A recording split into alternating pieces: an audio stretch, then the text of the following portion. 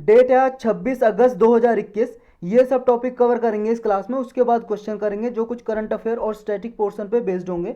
First topic है mission सागर।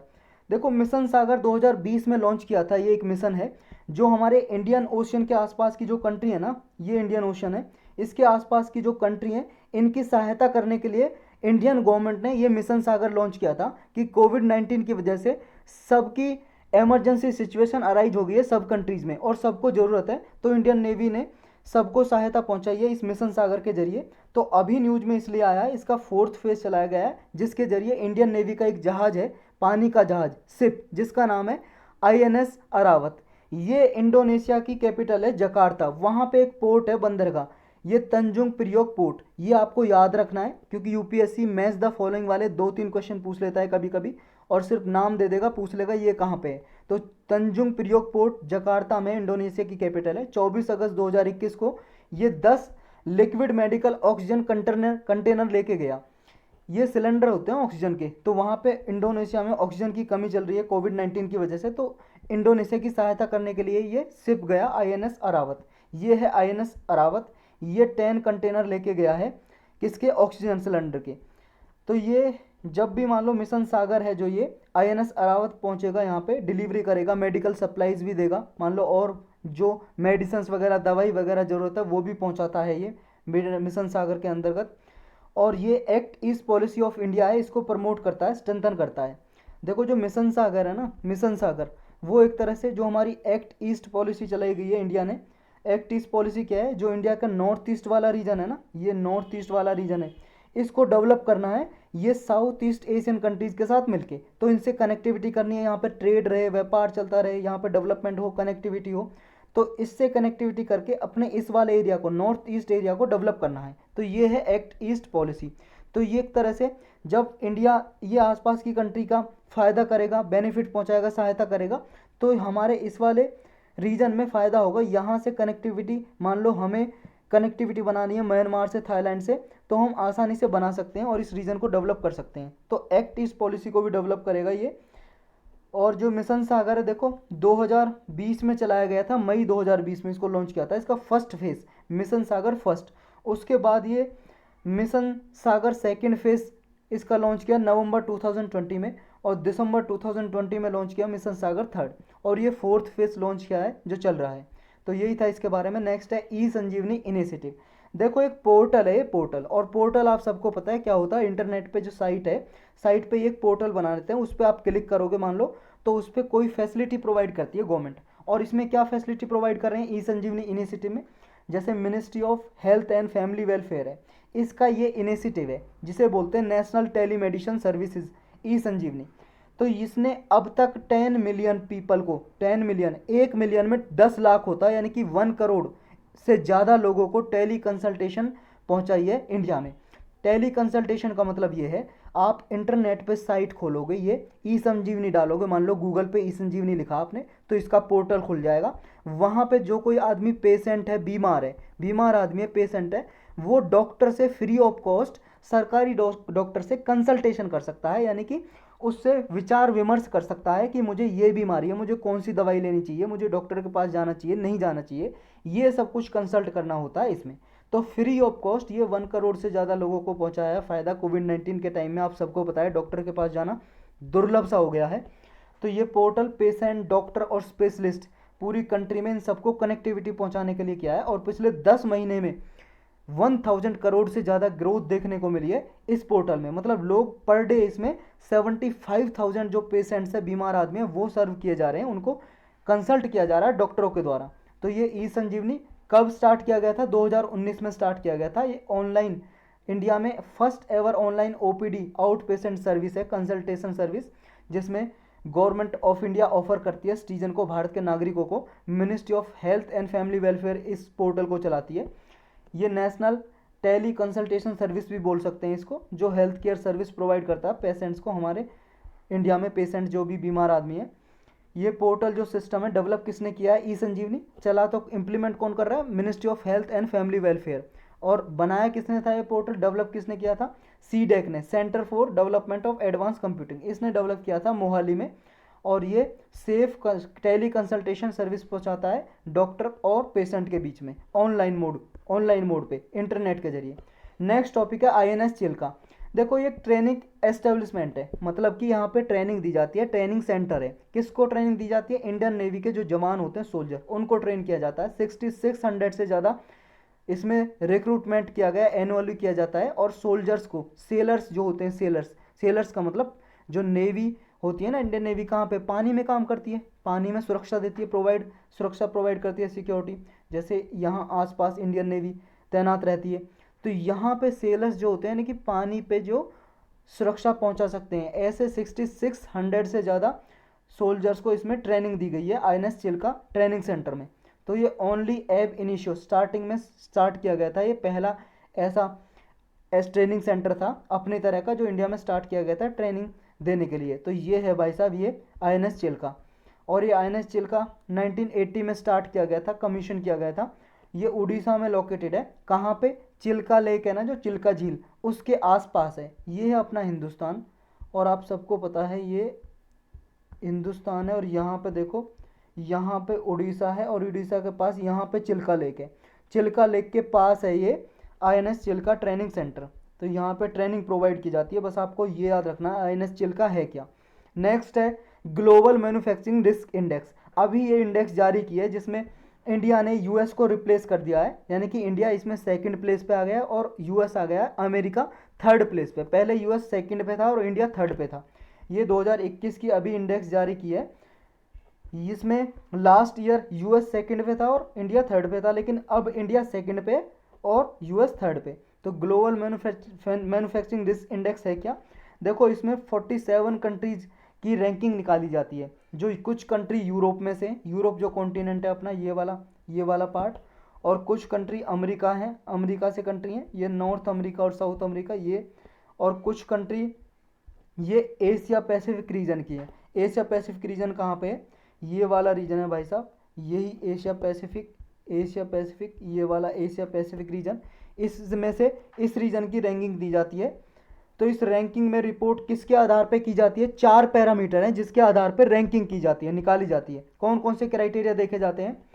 एक तो है country's capability to restart manufacturing, कि किसी भी कंट्री की क्या कैपेबिलिटी है, क्या एबिलिटी है, क्या दक्षता है कि वो मैन्युफैक्चरिंग स्टार्ट करने की, कि अपनी कंट्री में कितने प्रोडक्ट वगैरह मैन्युफैक्चरिंग कर रही है, उसकी क्या कैपेबिलिटी है। बिजनेस इन्वायरमेंट देखा जाता है, ये देखा जाता है कि उस कंट्री में टैलेंट अवेलेबल है, लेबर अवेलेबल है, या मार्केट वहाँ पे उपलब्ध है या नहीं है, ये देखा जाता है। थर्ड क्राइटेरिया ऑपरेटिंग कॉस्ट, कि कॉस्ट कितनी आती है ऑपरेटिंग करने में। नेक्स्ट है रिस्क, कि जोखिम क्या है, पॉलिटिकल, इकोनॉमिक और एनवायरनमेंट, ये इसके रिस्क देखे जाते हैं। इन 4 क्राइटेरिया पे बेस्ड है ये रैंकिंग जो निकाली जाती है। अब इसको निकालता कौन है, रिलीज कौन करता है, इसको जारी कौन करता है? US बेस्ड एक प्रॉपर्टी कंसल्टेंट है। कंसल्टेंट होते हैं एक, जैसे ये प्रॉपर्टी कंसल्टेंट है, तो प्रॉपर्टी के जिनका काम होता है कि ये सर्विलेंस वगैरह करते रहते हैं, देखते रहते हैं। जैसे होते हैं ना जॉब कंसल्टेंट्स, वो क्या करते हैं, जिनको जॉब चाहिए जॉब दिलाते हैं, कुछ पैसा लेते हैं और नौकरी दिलाते हैं, इनका कंपनी से कॉन्टेक्ट रहता है। ऐसे ये प्रॉपर्टी कंसल्टेंट होते हैं। ये US बेस्ड एक प्रॉपर्टी कंसल्टेंट है जिसका नाम है, एक कंपनी मान लो आप, ऑर्गेनाइजेशन सेंटर मान लो, जिसका नाम है कुशमैन एंड वैकफील्ड, ये जारी करता है इसको। और इसमें चाइना पहले नंबर पे भाई साहब, 2021 की जो रैंकिंग आई है फर्स्ट पोजीशन पे है। नेक्स्ट हमारा टॉपिक है Tamil Nadu announces A veg employment scheme for urban poor. Tamil Nadu ने जो शहरी गरीब लोग हैं, अर्बन का मतलब शहरी क्षेत्र, शहरी एरिया, सिटी एरिया, उसके लिए एक वेज एम्प्लॉयमेंट, वेज का मतलब होता है मजदूरी। जब कोई मजदूर काम करता है तो उसे जो पैसा मिलते हैं उसको बोलते हैं वेज। तो वेज एम्प्लॉयमेंट आप जानते हो रोजगार होता है, तो वेज एम्प्लॉयमेंट देने के लिए एक स्कीम चलाई है अर्बन पुअर के लिए। ये स्कीम इम्प्लीमेंट करेगी तमिलनाडु की गवर्नमेंट, उसी की तरह करेगी जैसे मनरेगा स्कीम है। मनरेगा आप सब लोग जानते हो, Mahatma Gandhi national rural employment guarantee scheme. ये रूरल एरियाज में, यानी कि जो ग्रामीण क्षेत्र हैं, विलेज एरियाज में रोजगार देने के लिए ऐसे अनस्किल्ड पीपल हैं, जो अनस्किल्ड, जिनके पास कोई स्किल नहीं है, ना ही कंप्यूटर चलाना आता, ना ही एजुकेटेड है, उन्हें ऐसे अनस्किल्ड वर्क दिए जाएं, काम दिए जाएं। तो ये गवर्नमेंट ने स्कीम चलाई थी 2005 में, एक एक्ट बना के 2005 में। तो मनरेगा की लाइन पे ये स्कीम तमिलनाडु गवर्नमेंट ने लॉन्च की है, ताकि अर्बन पुअर की लाइवलीहुड को इम्प्रूव किया जा सके, उन्हें इनकम यानी कि उन्हें एम्प्लॉयमेंट देके उनकी इनकम जनरेट की जा सके। अभी नीड क्या है इस स्कीम को लॉन्च करने की, जो तमिलनाडु ने लॉन्च किया है? देखो नीड इसलिए है, तमिलनाडु की जो अर्बन पॉपुलेशन है वो बहुत तेजी से ग्रो हो रही है फास्टेस्ट तरीके से। 2036 तक आते आते 60% तमिलनाडु के लोग अर्बन एरियाज में, शहरी क्षेत्र में रह रहे होंगे। और अभी भी लगभग 4 करोड़ पीपल तमिलनाडु के अर्बन एरियाज में रहते हैं। लगभग तमिलनाडु की जितनी पॉपुलेशन है उसके 53% पर्सन अर्बन एरियाज में, यानी कि सिटी एरियाज में रहते हैं, शहरी क्षेत्र में। और जो कोविड-19 की पेंडेमिक आई है इसके कारण बहुत सारे लोगों ने अपनी जॉब छोड़ दी है, यानी कि छोड़ी क्या है, उनकी जॉब लॉस्ट हो गई है, यानी कि उनके पास जॉब ही नहीं है, मिल ही नहीं रही है, काम ही नहीं है, कंपनी हायर ही नहीं कर रही है लोगों को। तो इसकी इम्प्लीमेंटेशन और की फीचर्स कैसे होंगे? देखो इस स्कीम के अंदर जो वर्कर होंगे उनकी एक्टिविटीज़ को, यानी कि जैसे ऐसी एक्टिविटी कराई जाएंगी जैसे डीसिल्टिंग ऑफ वाटर बॉडीज। जैसे मान लो कोई रिवर है, रिवर में गाद कचरा वगैरह जम रहा है तो इसको हटवाया जाएगा, इसका मतलब है डीसिल्टिंग। सिल्ट का मतलब कचरा वगैरह, कूड़ा वगैरह, डीसिल्टिंग का मतलब निकालना, कचरे को निकालना। वाटर बॉडीज जो भी होंगी, झील या लेक, मतलब लेक, स्ट्रीम, कोई रिवर, कुछ भी वाटर बॉडी है, रिजर्वेयर, डैम, कोई कहीं पे भी, उसमें से डीसिल्टिंग करवाएंगे, लोगों से काम देंगे। पब्लिक पार्क वगैरह को मेंटेनेंस कराने का काम देंगे, जो पार्क वगैरह होते हैं, अदर प्लेसेस जो होंगे उनको मेंटेनेंस करने का काम दे देंगे। तो ये सारे काम प्रोवाइड करेंगे, इसमें तमिलनाडु गवर्नमेंट ये देगी। तो ये मनरेगा स्कीम क्या है, इसको भी थोड़ा हम रिवाइज कर लेते हैं। देखो 2005 में ये इंट्रोड्यूस की थी। इसमें राइट टू वर्क की गारंटी देने के लिए बात कही गई थी कि हर एक पीपल को, मतलब ग्रामीण क्षेत्र में जो भी आदमी काम करने का इच्छुक है, अनस्किल्ड वर्क, उसे काम दिया जाएगा। कम से कम 100 डे एटलीस्ट, ये एटलीस्ट वर्ड याद रखना है, एटलीस्ट का मतलब कम से कम साल में 100 दिन का काम उसे दिया जाएगा। और क्वालिटी ऑफ लाइफ इन्हेंस की जाएगी। उसकी क्वालिटी ऑफ लाइफ कैसे इन्हेंस होगी? जब भाई साहब काम मिलेगा तो पैसा कमाएगा, पैसा कमाएगा तो अपना अच्छे से जीवन यापन कर सकेगा। इसके क्या क्या और ऑब्जेक्टिव थे? ऑब्जेक्टिव का मतलब टारगेट, लक्ष्य क्या थे इसके? देखो पहला लक्ष्य तो यही है कि काम 100 दिन से कम का नहीं होना चाहिए। कोई ईच वर्कर के लिए, जो भी वॉलंटियर है, वॉलंटियर का मतलब जो अपने आप काम करना चाहता है वो आए, काम मांगे और उसे अनस्किल्ड लेबर वर्क दिया जाएगा। इसमें इंश्योर किया जाएगा कि उसकी लाइवलीहुड प्रोवाइड करके रूरल पुअर को सोशल इंक्लूजन इंश्योर किया जाएगा। कहने का मतलब ऐसे लोग जो गरीब हैं उनसे लोग घृणा करते हैं लगभग बहुत सारे लोग, और उनसे क्या है, एक तरह से सोसाइटी से एक्सक्लूड रहते हैं। तो अगर लाइवलीहुड होगी, सही से कमाएंगे तो सोशल इंक्लूजन होगा उनका। नेक्स्ट, इसमें ड्यूरेबल असेट्स यानी कि संपत्ति जो बहुत दिन तक चल सके ऐसी क्रिएट की जाएंगी, बनाई जाएंगी रूरल एरियाज में। जैसे मान लो कहीं पे वेल बनवा दिया, कुआं बनवा दिया, कुआं खोद दिया, भाई साहब गाँव में पानी की कमी है, कुआं खुदवा दिया, जब बारिश होगी तो सारा पानी उसमें भर जाएगा तो गांव के लोग उसे यूज कर सकेंगे। या पौंड खुदवा दिया, तालाब बनवा दिया वहाँ पे तालाब, या रोड बनवा दिया, रोड कहीं पे चल रहा है, रोड का काम चल रहा है वहाँ पे काम दे दिया, या कैनाल, नहर बनवा दी, ये सारे काम दिए जाते हैं। इसकी वजह से एक फ़ायदा होगा, जो रूरल से अर्बन एरियाज में माइग्रेशन होती है, ग्रामीण क्षेत्र में जब काम नहीं होता तो गांव को छोड़ के लोग शहरों की तरफ आ जाते हैं और पलायन कर जाते हैं, यानी कि माइग्रेट कर जाते हैं। तो ये कम होगा अगर लोगों को गाँव में ही काम मिलेगा। नेक्स्ट क्या काम था इसका ऑब्जेक्टिव? रूरल इंफ्रास्ट्रक्चर क्रिएट करना। रूरल जो लेबर है उससे रूरल एरियाज में, ग्रामीण क्षेत्र में इंफ्रास्ट्रक्चर क्रिएट कराना इसका मकसद था। कौन कौन सी एलिजिबिलिटी है, किस किस को काम दिया जाएगा मनरेगा के अंदर? इसमें देखो इंडिया का सिटीजन होना चाहिए जो काम ले रहा है, मतलब भारत का नागरिक होना चाहिए मनरेगा का बेनिफिट लेने के लिए, और 18 साल से अबव होना चाहिए। ऐसा नहीं है 18 साल से कम बच्चों को काम नहीं दिया जाएगा इसमें। और इसमें क्या है, लोकल हाउस होल्ड जो हैं वो लोकल हाउस होल्ड को ही काम दिया जाएगा। जैसे जिस विलेज से हैं उस विलेज के लोगों को ही काम दिया जाएगा उस विलेज एरिया में। ऐसा नहीं है दूसरे विलेज के मतलब लोगों को दूसरे विलेज में काम दिया जाएगा गांव में, वहीं के गांव के लोगों को गांव में ही काम दिया जाएगा, ये इसका मकसद है। और ग्राम पंचायत जो होगी, ग्राम पंचायत जो पंच और सरपंच होते हैं ना, सरपंच गांव में हेड ऑफ द विलेज होते हैं, वो काम देंगे भाई साहब इसमें। एप्लीकेंट अपने वॉलंटियर होगा, अपनी मर्जी से अनस्किल्ड काम करने के लिए तैयार है, तभी उसको काम दिया जाएगा। इम्प्लीमेंटेशन यानी कि लागू कैसे होगी ये स्कीम? देखो विद इन 15 डेज, जब भी मान लो किसी आदमी ने, कोई बेरोजगार है, उसने ग्राम पंचायत को बोला तो उसे 15 दिन के अंदर अंदर काम देना पड़ेगा। 15 दिन के अंदर, अगर वो 15 दिन के अंदर काम नहीं दे पाता है तो उसे फिर अलाउंसेस देने पड़ेंगे। उसे मतलब काम नहीं है तो भी उसे पैसा देना पड़ेगा चाहे 15 दिन बाद से या फिर जब से उसने पिटीशन डाली है काम की तब से देना पड़ेगा। सोशल ऑडिट इस मनरेगा का वर्क का मैंडेटरी है। ये मैंडेटरी वर्क आप वर्क मतलब ये सब वर्ड आपको याद रखना है कि ये इसमें मैंडेटरी है सोशल ऑडिट। सोशल ऑडिट का मतलब है कि जो विलेज एरियाज में लोग रहते हैं वो ही इसका सर्वेलेंस निगरानी करेंगे, एक तरह से एग्जामिन करेंगे, देखेंगे कि काम सही से मनरेगा में दिया जा रहा है, लोगों को नहीं दिया जा रहा, या उन्हें काम दिया जा रहा है तो उन्हें सैलरी मिल रही है प्रॉपर तरीके से नहीं मिल रही। तो ये है सोशल ऑडिट।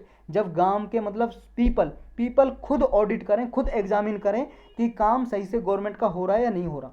और मैंडेटरी वर्ड आपको याद रखना, कंपलसरी मतलब अनिवार्य है कि सोशल ऑडिट करना अनिवार्य है ताकि अकाउंटेबिलिटी और ट्रांसपेरेंसी लाई जा सके इसमें। जो ग्राम सभा है वो प्रिंसिपल फोरम है इसमें वेज सीकर के लिए। मतलब ग्राम सभा क्या होती है? ग्राम सभा होती है, देखो भाई साहब, जितने भी विलेज में गांव में लोग होते हैं 18 साल से ऊपर और वोट देने के लिए एलिजिबल हैं, वो सारे पीपल ग्राम सभा में आते हैं। और ग्राम पंचायत में सरपंच और पंच सिर्फ वो आते हैं। तो ग्राम सभा और ग्राम पंचायत ये अप्रूव करती है इसमें मनरेगा में कौन सा काम दिया जाएगा और फिक्स करती है कि क्या प्रायोरिटी होगी उसमें। तो यही थे आज के टॉपिक। अब हम क्वेश्चन करेंगे इस पे बेस्ड। फर्स्ट क्वेश्चन है हमारा, कंसीडर द फॉलोइंग स्टेटमेंट। आज के यही टॉपिक थे ना, एक बार देख लेता हूँ। हाँ यही थे आज के। फर्स्ट टॉपिक है हमारा, क्वेश्चन है इसमें करेक्ट स्टेटमेंट बतानी है आपको। कौन सी करेक्ट स्टेटमेंट है? पहली कह रही कि जो हमारा संविधान में अमेंडमेंट बिल है, हमारे संविधान में अगर संशोधन लाने के लिए बिल लाया जा रहा है, कॉन्स्टिट्यूशनल अमेंडमेंट बिल, तो ये क्या है? प्राइवेट मेंबर के द्वारा इंट्रोड्यूस नहीं किया जा सकता क्या? ये बताना है आपको। सही है क्या? ये करेक्ट बताना है। जो पॉलिटिकल पार्टीज होती हैं वो राज्यसभा का जब इलेक्शन होता है तो एमएलएज को विप इश्यू नहीं कर सकती। देखो विप के बारे में भी हमने अच्छे से पढ़ा हुआ है, और ये प्राइवेट मेंबर क्या होते हैं इसके बारे में भी अच्छे से पढ़ा हुआ है। अगर जो आदमी मतलब जो बच्चा स्टूडेंट देख रहा होगा रेगुलर लेक्चर, उसको सब पता होगा। None of the above, NOTA जो बटन होता है इलेक्ट्रॉनिक वोटिंग मशीन में, ये नोटा का जो बैलेट ऑप्शन है ये केवल और केवल जनरल इलेक्शन के लिए अवेलेबल होता है on the basis of universal adult suffrage. Universal adult suffrage का मतलब होता है हर एक आदमी या औरत 18 साल से ऊपर है उसको वोट देने का अधिकार हो, वोट दे सकता हो, इसे बोलते हैं यूनिवर्सल एडल्ट सफरेज। तो ये नोटा का बटन जो जनरल इलेक्शन होते हैं, यानी कि लोकसभा के जनरल इलेक्शन जो एमपी सांसद के लिए होते हैं, और राज्य मतलब ये जो स्टेट लेवल पे स्टेट लेजिस्लेटिव असेंबली विधानसभा के इलेक्शन जो एमएलए के लिए होते हैं, तो इनके लिए ही ये नोटा का बटन अवेलेबल होता है और किसी के लिए नहीं होता। क्या आपको बताना करेक्ट कौन सा है? 1 ओनली 2 1 2 2 3 1 3 या 3 ओनली? देखो भाई साहब इसमें पहला गलत है, क्योंकि देखो constitutional amendment bill private member भी और कोई मिनिस्टर भी इंट्रोड्यूस कर सकता है। प्राइवेट मेंबर वो होता है, देखो पार्लियामेंट में या स्टेट की विधानसभा में जो भी मिनिस्टर होते हैं, मिनिस्टर के अलावा चाहे रूलिंग पार्टी का मेंबर हो चाहे नॉन रूलिंग पार्टी का, जैसे देखो बीजेपी के सारे एमपी जितने भी हैं पार्लियामेंट में सारे तो मिनिस्टर है नहीं ना, मंत्री, कुछ ही मंत्री बनाए जाते हैं 70-80 के लगभग। जितने भी टोटल हमारी जितनी भी सीट हैं लोकसभा में उसका 15% होना चाहिए, उससे ज़्यादा नहीं होने चाहिए मिनिस्टर। ये प्रावधान है, उससे ज़्यादा मिनिस्टर नहीं होने चाहिए। तो ये 91st कॉन्स्टिट्यूशनल अमेंडमेंट एक्ट है जो उसके द्वारा लाया गया था 2003 में कि 15% से ज़्यादा मिनिस्टर नहीं होंगे। तो बीजेपी के देखो 70-80 मिनिस्टर हैं लगभग, और उसके बाद जितने भी एमपी चाहे रूलिंग पार्टी के हों, बीजेपी के चाहे कांग्रेस के या किसी के पार्टी के, सब प्राइवेट मेंबर बोलते हैं उनसे। तो ये भाई साहब ये भी कॉन्स्टिट्यूशनल अमेंडमेंट बिल को इंट्रोड्यूस कर सकते हैं, ला सकते हैं लोकसभा में या राज्यसभा में। तो ये बिल्कुल गलत है, इसमें कहा है कैन नॉट बी, समझ गए हो? तो ये बाकी के दो बिल्कुल सही है। पॉलिटिकल पार्टी देखो राज्यसभा का इलेक्शन हो या प्रेसिडेंट का हो या वाइस प्रेसिडेंट का, उस टाइम पे विप इशू नहीं कर सकती। और विप के बारे में पॉलिटी की प्लेलिस्ट में लेक्चर बना हुआ है, वहाँ पे आप जाके देख सकते हो विप क्या होता है। एक तरह से ऑर्डर भी होता है और एक ऑफिसर भी होता है, उसमें डिटेल से बताई गई है। और नोटा हमने ऑलरेडी पढ़ लिया इसका एक्सप्लेनेशन, यानी कि हमारा 2 और 3 करेक्ट हो जाएगा, बी आंसर करेक्ट है। नेक्स्ट आपको बताना डेड सी, बहुत बार न्यूज में रहा और कम से कम 15 से 20 बार हमने डिस्कस किया है डेड सी कहाँ पे है पिछले 3-4 महीनों में। तो आपको बताना है एक डेड सी एक साल्ट लेक भी समझा जाता है, खारे पानी की झील। तो ये किस किस कंट्री के बीच में आता है? Israel, Jordan, Syria, Lebanon, Israel, Syria, Jordan, Syria. इसका करेक्ट आंसर बताओ। बिल्कुल सही सोचा आपने, इजराइल और जॉर्डन के बीच में है। ये वर्ल्ड मैप देखो, ये भाई साहब वर्ल्ड मैप है, और ये वर्ल्ड मैप आप देख रहे हो, ये है अपना, ये है जॉर्डन, येलो टाइप, और पिंक दिखाई दे रहा है आपको इजराइल। इजराइल और जॉर्डन के बीच में यहाँ पे आता है, वेस्ट बैंक के साथ लगता है इसका बॉर्डर डेड सी का। तो ये हमने बहुत बार पढ़ा है, ये नहीं कह सकते आप कि हमने नहीं पढ़ा है। नेक्स्ट क्वेश्चन है हमारा, इसका आंसर ए हो जाएगा। नेक्स्ट है आपको बताना है जो स्वैराजिस्ट थे और नो चेंजर, इनके बारे में बताना है, इनके रिगार्डिंग स्टेटमेंट दी हुई है, कौन सी स्टेटमेंट इनकरेक्ट है यानी कि गलत बतानी है हमें कौन सी है। तो स्वैराजिस्ट क्या थे और नो चेंजर क्या थे, ये इसके बारे में बताना। देखो स्वैराजिस्ट और नो चेंजर के बारे में थोड़ा मैं हिंट दे देता हूँ।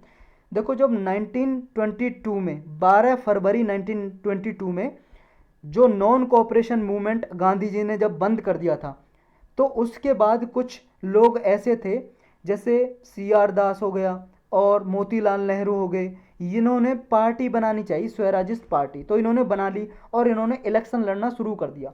तो ये थे स्वैराजिस्ट, और जिन्होंने इलेक्शन नहीं लड़ा वो थे नॉन स्वैराजिस्ट, यानी कि उन्हें बोलते थे नो चेंजर, और उन्होंने कुछ अलग तरीके से काम किया और इन्होंने कुछ अलग, आपने हिस्ट्री में पढ़ा होगा। और अब आपको बताना है कौन सी स्टेटमेंट इनकरेक्ट है। जो स्वैराजिस्ट थे उन्होंने लेजिस्लेटिव काउंसिल में एंट्री को एडवोकेट किया, यानी कि उन्होंने कहा लेजिस्लेटिव काउंसिल में हमें इलेक्शन के जरिए जाना चाहिए, और उन्हें की ये धारणा थी, इंटेंड किया कि हम काउंसिल को यूज करके gradually council rule, colonial rule जो ब्रिटिश गवर्नमेंट का रूल था इंडिया पे, इसको ग्रेजुअली धीरे धीरे ट्रांसफॉर्मेशन करेंगे।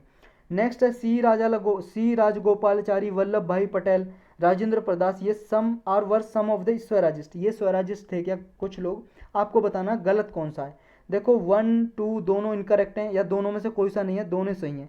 देखो दोनों के दोनों गलत है, सी आंसर हमारा यहाँ पे हो जाएगा। दोनों क्यों गलत है, देखो स्वैराजिस्ट ने ये तो इन्होंने कहा कि हमें लेजिस्लेटिव काउंसिल में घुसना है यानी कि इलेक्शन के जरिए, लेकिन इनका ये कोई धारणा नहीं थी कि ग्रेजुअल ट्रांसफॉर्मेशन हो कॉलोनियल रूल का। तो ये गलत है भाई साहब, आधा पार्ट गलत है, इसलिए पूरी स्टेटमेंट गलत हो जाती है। और दूसरी इसलिए गलत है, ये नो चेंजर थे सारे के सारे, और स्वैराजिस्ट कौन थे, जैसे CR दास हमने पढ़ा, चित्तरंजन दास और मोतीलाल नेहरू हमने देखा अभी, तो इसलिए हमारा सी करेक्ट आंसर हो जाता है। नेक्स्ट आपको बताना जो स्वैराजिस्ट थे उन्होंने क्या क्या अचीवमेंट और क्या क्या वर्क थे, क्या क्या काम करे उन्होंने जब इलेक्शन लड़ लिया, चलो ठीक है आ गए काउंसिल में, तो क्या क्या काम करे उन्होंने ये बताना आपको। इन्होंने एजिटेटेड किया, मतलब विद्रोह किया पावरफुल स्पीच के द्वारा, भाषण देके सेल्फ गवर्नमेंट पे भाषण देके, सिविल लिबर्टीज़ के द्वारा, मतलब सिविल लिबर्टीज़ के ऊपर भाषण देके, इंडस्ट्रियलाइजेशन के ऊपर भाषण देके इन्होंने इन्फ्लुएंस का, लोगों को प्रभावित किया, एजिटेट किया।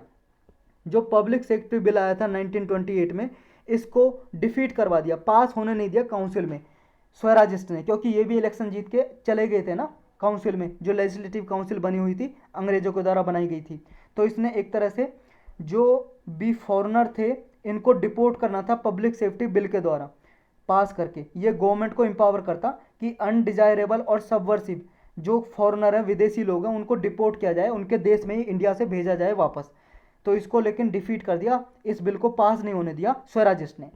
इन्होंने सपोर्ट, मतलब इनको क्या है, जो पीजेंट थे बंगाल में, जो पीजेंट थे उन्होंने सपोर्ट किया क्या स्वैराजिस्ट को, आपको बताना करेक्ट कौन सा है, 1 ओनली, 1 2 1 3 या ऑल ऑफ द अबव। देखो तीसरा बिल्कुल गलत है, बाकी के दो सही हैं, बी आंसर करेक्ट हो जाएगा, क्योंकि बंगाल में भाई साहब जो पीजेंट कोज था इसके लिए इनको कोई सपोर्ट नहीं किया गया, क्योंकि वहाँ पे कुछ मुस्लिम लोग थे, मुस्लिम वो क्या है, उन्होंने इसको स्वैराजिस्ट को सपोर्ट नहीं किया, तो ये इसलिए गलत हो जाता है। आपको बताना है नेक्स्ट क्वेश्चन में कि जो first white paper on constitutional reform, पहला वाइट पेपर लाया गया था कि संविधान संशोधन के लिए इंडिया में प्रिपेयर किया था और सबमिट किया था जॉइंट सिलेक्ट कमेटी को, ब्रिटिश पार्लियामेंट की जॉइंट सिलेक्ट कमेटी को, तो ये किसकी रिकमेंडेशन पे, किसकी सिफारिश पे किया गया था वाइट पेपर जारी, बटलर कमीशन, हंटर, रेडक्लिफ या साइमन। इसका सही आंसर है Simon commission, D correct answer हो जाएगा। और इसी के साथ हमारा लेक्चर समाप्त।